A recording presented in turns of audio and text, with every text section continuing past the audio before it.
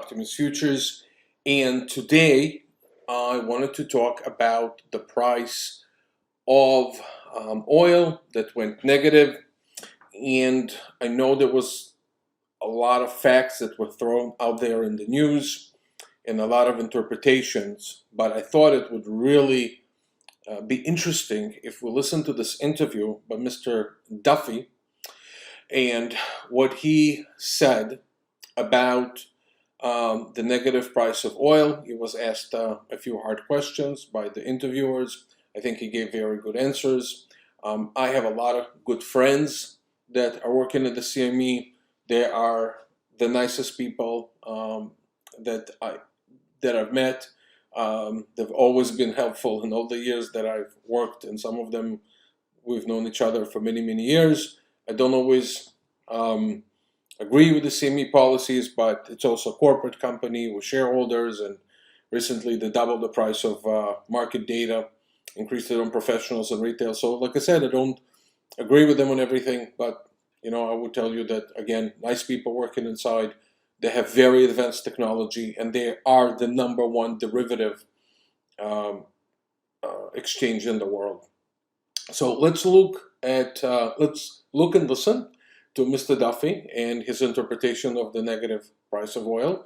And I thought it would be very good for beginner traders or even people who have traded a few years to understand the price discovery that's going on and understand that prices apparently of commodities could go below zero. So there's a new level of risk that is out there. That it's a leverage investment. Also, we're going to address the potential risks that are involved in futures trading. So again, I think it would be a very, very good lesson for beginners as far as how much risk they take in the marketplace with the number of contracts that they trade relative to the equity that they hold in their account. So let's start listening to it, and I will stop it once in a while and give you my personal interpretation. Again, this is just my opinion. If you have a different opinion, you're obviously more than welcome to comment underneath. I'm very humble when it comes to my opinions because I'm always open-minded. There's always a fact that I did not consider, and somebody could shed new light on the subject. So let's listen to Mr. Duffy. I don't know if I have enough time to respond to Mr. Hammond's comments that he did on his interview today, but let's just address what you just played. To say that we've never had a commodity go negative in the 50 years or whatever he referred to it as is just factually incorrect. Natural gas has gone negative. We've had other crude refined products go negative. It's just wrong to say that. So I find that very misleading information that he put out there in his comments with CNBC today. Terry, there was one comment he put in his letter to the CFTC. He asked them to investigate whether there had been market manipulation or failed systems or computer programs that played a part in oil going negative. Okay, so before he goes into explaining that, one of the things that Mr. Duffy explained is that the prices of commodities could go negative. He explained that there were refinery products that went negative. I don't know what those refinery products are. I never traded them myself or any of my customers, as far as I recall, never traded them on the CME. He did talk about the natural gas that went negative. I don't remember the price of natural gas as long as I've been a broker being negative. Again, it could have happened. Maybe I don't remember. But specifically to the price of crude oil, which is traded by a lot of retail customers. And so is the natural gas. So if the prices of crude oil could go negative, here's the issue with that. It's not so much supply and demand issue and justifying whether it should be negative, because that could be justified. But we have to make sure that the systems in place, as far as risk management and as far as data feeds, because any data feed out there has a number of functions, right? So the function of a data feed, or an API as they call it in a professional language, is first of all to give you quotes, it's to execute, but it also runs risk, right? So the risk systems have to be in place to facilitate negative figures. I don't think I've ever addressed with any risk manager any type of phenomena of prices being negative.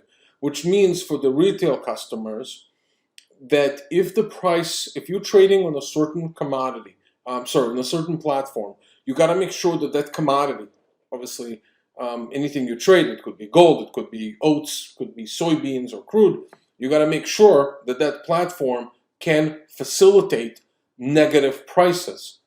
Because if the formula or if the API does not account and the risk management will throw it off when it comes to negative or it malfunctions, then it's an issue. So obviously this is a new job for retail brokers, for retail customers, risk management of retail customers, and FCMs to make sure that their APIs can facilitate negative prices. Okay, let's continue and listen to the rest. Carried out that investigation. Can you answer what they find for us now?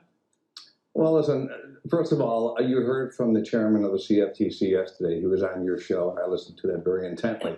The CME, we are a neutral facilitator of risk management, and we're happy if people want to look into the markets and what they see. We also have seen several things. But Wilfred, I think it's critically important to talk about what happened on Monday. We had roughly 130,000 contracts of May crude oil of open interest. We traded 154,000 of May crude oil on that Monday. We traded less than 80 contracts at the price of zero. We traded 10% of the price below zero. So if Mr. Ham and any other commercials who are traditionally in the market believe that the price should be above zero, why would they not have stood in there and taken every single barrel of oil if it was worth something more? The true answer is it wasn't at that given moment in time. Supply, demand, and where you're going to store it was the problem. He knows it, we all know it, and so that disturbed me very much with the misleading information. The market worked the way the market was supposed to work. The public, as he refers to it, or the longs, the US ETF, they weren't in the May futures contract. They were long rolled out, as is most retail participants. So these were professional players in the marketplace in the last day or two of trading, which is always the case. And again, if someone believes the price is worth more than it is, they would definitely stand in there to take it. They did not, for the reasons I just outlined. Okay, so one of the things that he mentioned is retail customers not being in that front month. Usually, the risk managers and also people who are in the delivery departments want to make sure that the people that are trading in those contracts don't keep it to last minute. Now, it's obviously not the job of the risk manager or your broker or the delivery guy to let you know, that you should roll out to the next month, because legally speaking, you can be in that month. However, you should always make sure that you move your position to a month that is liquid. Now, as ridiculous as it may sound, sometimes I suggested it to retail customers, and the one concern that they had was, the commissions. So they want to defer the commissions, which is very low as compared to the risk of being in the front month, very close to delivery, and those kind of fluctuations that could adversely affect your account. Your consideration should be liquidity, right? You should move to the next month, because what happened in the May contract did not happen in the June contract. So always move over to the month when the number of contracts and the volume have increased in the next month. If liquidity is starting to dry up in the current month that you're trading in, always trade, again in a liquid month. So he brought up a really, really good point. So can you explain, it's somewhat confusing, Terry, as to why the price actually did go negative and why it might not have as many real-world implications as people say, that it's paper losses. How does this happen exactly? Okay, so I think they hired her from the psychology department to run, the economic division of CNBC, or the trading division. She puts up a pretty intelligent face in asking this question. But here's the thing: prices of commodities could go negative. This is not just a reflection of paper. Those are real accounts, real losses, real numbers. And basically prices of commodities could go negative. It's a question of supply and demand. And there's oversupply, and you can't facilitate it, and you can't store it, and you can't put it anywhere. You will pay a price that you say, you keep it and I'll give you the money. And that's how prices of commodities become negative. But Mr. Duffy will explain it here, probably better than me. Well, it happens because the storage cost, the hold this product and where you're going to put it is almost impossible. So where are you going to put it? You can't get it on tankers fast enough. There's a number. First of all, we had the president on March 12th stating that he was going to top up all the U.S. oil reserves. And here's another fact. That piece of news was in the market, and in the $2 trillion stimulus plan, that got stripped out of the plan. So he did not get allowed to purchase the 70 million barrels of oil to top up the strategic oil reserves. So I think that's another factor that plays into this. So there was a lot of fundamental issues that went into this marketplace here that nobody are talking about. So to say, why did it go below zero, is simply because no one was willing to step up and take that product at the price of zero because they knew their costs would be higher than that. It's truly that simple. It's no different than a retail store that's closed today but still has cost. They don't like it, so that's negative pricing also. Terry, you mentioned that the ETF, perhaps the USO, and retail investors likely were out of that contract in the day that it actually went below zero, rolling ahead or liquidating or whatever they might have done. But is there not an issue to be looked at, as it's got a lot of attention, that the USO, this ETF, in some instances owns a tremendous percentage of the outstanding front month contracts? I know they're changing their process, but is there anything in terms of concentration or other measures that you would take to perhaps mitigate the effect on settlements? Okay, so that was a good question, and it's actually asking him if there's a player out there that near delivery has a huge stake or number of contracts that he holds, how would it affect the process of settlements? Now, if there is a player that has a lot of contracts and he needs to get out or roll to the next month, obviously when he does it, then there's a huge concentration there, and the liquidity near delivery is starting to dry up, that could cause a large number of fluctuations. So that is also another reason, by the way, that you don't want to get caught in that fluctuation if there is a major player there as a retail customer. You don't have enough. Now, I granted there's retail customers who have 8-figure accounts. I'm sure there is, and maybe there's guys with 9-figure accounts. I don't know. But this is not the majority of the retail customers. So you have to be very cautious trading in a contract that, whether it's physical contract that has delivery or whether it's cash settled, as the liquidity goes to the next month, the month that you're in, where the liquidity dries up, basically it could affect you adversely. So, again, thank you for a really good question from the interviewer. So Mike, let's be clear on this. They weren't likely out, they were out. Yeah. So that's the fact.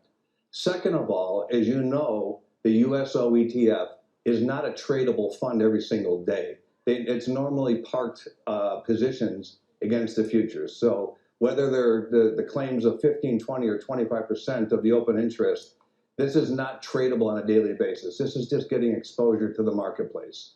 So we are in constant contact with people at USO and other large participants on their accountability levels of what they are going to do as it gets closer and closer into the delivery mechanism. And that is why USO was not in the May contract when we're talking about right now with Monday's action. Terry, some individual investors, we're talking just about retail investors here, who I guess have more of an excuse to not understand that this product could have gone negative. Some of them were then left with negative values in their accounts if they held this and they didn't have enough cash on hand. And I think it's fair to say for a lot of retail investors, they would have expected that the most they could lose was the original amount of money they had in their account. Do you think they should be on the hook for negative values, or somebody else should be? Okay, So I'm going to address that question. He said that an excuse that they did not understand the risk of futures trading. There, any asset class that you're in, whether it's futures, stocks, stock options, ETFs, mutual funds, forex, bonds, warrants, you name it, you really have to understand the risk of the contract that you're in. The risk of futures is unlimited loss. Potentially now, with the price of oil going negative, you should really understand that when somebody says when you're long, your risk is limited. Apparently, it's not. Now, it's not at zero and it can go negative, right? So essentially, even on the cash settled products, the downside, as we've seen on contracts, even like mini S&P, it went from 3,400 to 2,100. And so there's enormous risk in futures trading. That's number one. Second thing that he addressed here are the negative balances, right? So you have the responsibility as a trader to understand that that can happen to you. It can potentially happen to you. You should consider the number of contracts that you hold, the leverage that you hold. Even if it's one contract, it's all relative to the account size that you have and the notional value that you trade. Many times it's much larger in terms of risk of what you have in your account. That's why you shouldn't over leverage, because futures have enough leverage in them. But the question that he asked him is that, is the person who is negative should be on the hook? So legally speaking, he should be on the hook because this is the rules of the game. You have high risk and you have high reward, and you have unlimited potential when you make money, and you also have unlimited risk. So those are the things that balance out each other in terms of risk and reward when you trade a future contract, which is a leverage contract. But here is another thing that you should consider. It's not a question necessarily of a negative balance. It's a loss. That's number one. And then, should a customer who didn't understand the risk should be on the hook, and if it were negative, should be on the hook? Well, if he wasn't on the hook, okay, then the entire integrity of the futures market will not hold.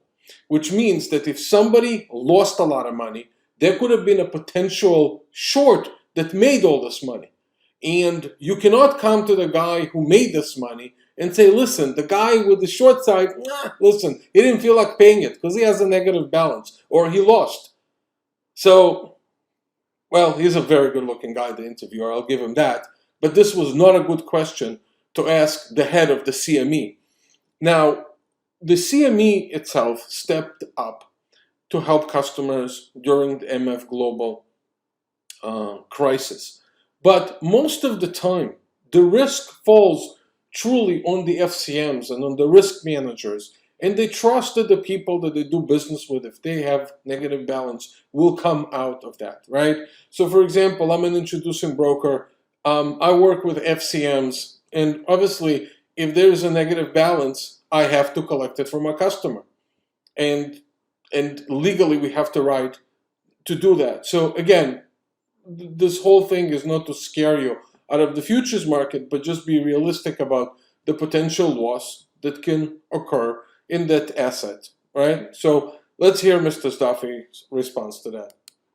Mike, futures contracts have been, futures contracts have been around for hundreds of years, and I will tell you, since day one, everybody knows that it's unlimited losses in futures. So nobody should be under the perception that it can't go below zero. We clearly outlined, and we've seen other commodities go below zero in the past, and this one was no exception. We worked with the government regulators 2 weeks prior to making our announcement that we were going to allow negative price trading.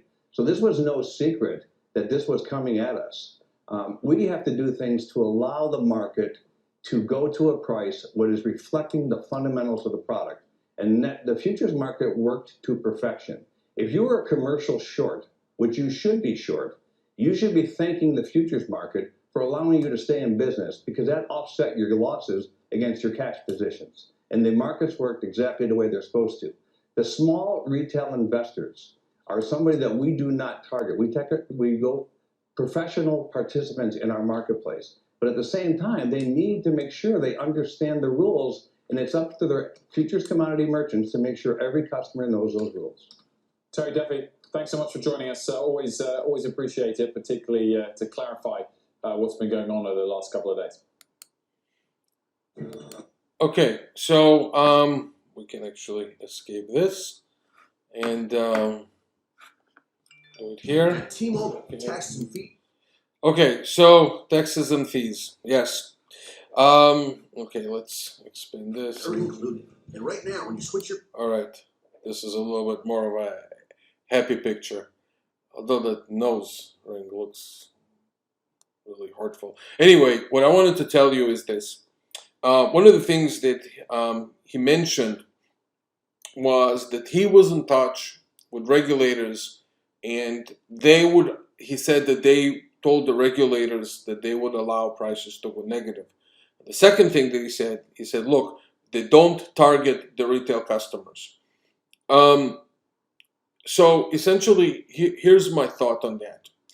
I think there's a lot of retail customers, and you cannot ignore them. There's FCMs, and there's introducing brokers, and there's commodity trading advisors, and there's commodity pool operators, and it affects all of us equally. So if you go to the regulators and you tell them, I will allow prices to go negative, although retail is not your target, you should come to us as well on the FCM levels, at least the big FCMs, and tell them, right, we will allow prices to go negative. I think our entire outlook on risk would change completely. It did take us by surprise. Can it happen fundamentally? We all understand it. It can. But oil has been around since 1983. It never traded negative. Granted, I agree with Mr. Duffy that economic fundamentals should reflect the prices. I agree on that. But if they go to the regulators and they say, look, prices, we will allow it to go negative, I know that I work with very competent risk managers. And if they were approached, they would approach their introducing brokers and other people worldwide to tell them, listen, this could happen. Potentially retail customers could, get out of the way in that contract and not potentially put themselves in harm's way and roll out to the next month. One of our competitors lost $88 million. I am sure that none of their risk managers came to them and said, look, potentially it can go negative. I am sure that when you lose $88 million, it is not only retail customers. So I wish that there was more information that was given to us during that time. Because at the end of the day, people, whether CME targets retail customers or not, the main point is that they pay high fees. They pay retail fees for data that they pay for monthly for CME market data. And the second thing is they also pay the CME clearing fee, right? So a lot of those institutions have memberships. They pay very low fees. Retail customers pay the full CME fee. So, and they wake up every day, Mr. Duffy, every day. And we make a livelihood as brokers and FCMs from them taking a risk. So we should, although you don't target us as retail customers, and we're all thankful that you allow us to participate in the CME group for speculation purposes. But at the same time, again, they wake up every day and they take risks with their capital, and we earn money in the retail space as a result of that. And I respect my customers tremendously because of it, because they're the ones who are taking the risk day to day. Granted, brokers have their own risks. They have the deficit risk if the customer doesn't have the capital. They have regulatory risks. It costs a lot of money to also run an operation with all the technology and everything else. So we do have risks that we take on ourselves. But at the end of the day, the customers take the first risk, which is really speculation in the marketplace in the leverage product. So my only wish is that, you know, the CME, if they think that there's going to be a very strong fundamental change in risk, and we can potentially see something in a certain commodity like crude oil that we didn't see before, that they would come and help us out as well. So again, that's my wish, and that's basically it. So again, in the spirit of risk, I'm going to remind everyone that there's a substantial risk of loss in futures trading. Past performance is not indicative of future results, and I welcome all your comments underneath. I look forward to replying to them if I can and if I have the time. Thank you again, and thank you for watching the video.